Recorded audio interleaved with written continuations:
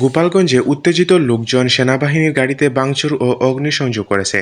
এ ঘটনায় ৯ জন সেনা সদস্য সহ সাংবাদিক কর্মী স্থানীয় ১৫ জন আহত হয়েছেন। এছাড়া ২ জন গুলিবিদ্ধ হওয়ার খবর পাওয়া গেছে। শেখ হাসিনাকে দেশে ফিরিয়ে আনার দাবিতে শনিবার বিকেল ৪টার দিকে সদর উপজেলার গোপীনাথপুর বাসস্ট্যান্ড আওয়ামী লীগের নেতাকর্মী সহ হাজার হাজার সাধারণ মানুষ জড়ো হয়ে ঢাকা খুলনা মহাসড়ক অবরোধ করে বিক্ষোভ করতে থাকেন। শনিবার রাতে আন্তঃবাহিনী জনসংযোগ অধিদপ্তর আইএসপিআর এক বিজ্ঞপ্তিতে বলেছে, গোপীনাথপুরে বিক্ষোভকারীরা ধারালো অস্ত্র দিয়ে সেনা টহল দলের উপর হামলা করে।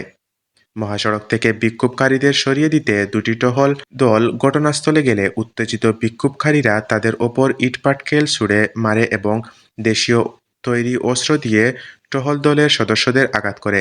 এতে ৩ জন অফিসার, ১ জন জুনিয়র কমিশন অফিসার ও ৫ সেনা সদস্য আহত হন।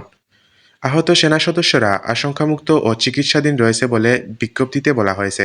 বিক্ষোভকারীরা সেনাবাহিনীর একটি গাড়ি পুড়িয়ে দেয় এবং ২টি গাড়ি ভাঙচুর করে বলে বিজ্ঞপ্তিতে তথ্য দিয়ে বলা হয়েছে।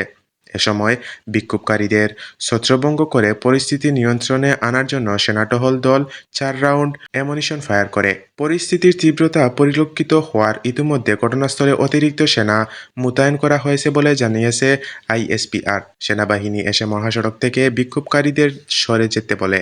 এতে ক্ষিপ্ত হয়ে ওঠে বিক্ষোভকারী দল।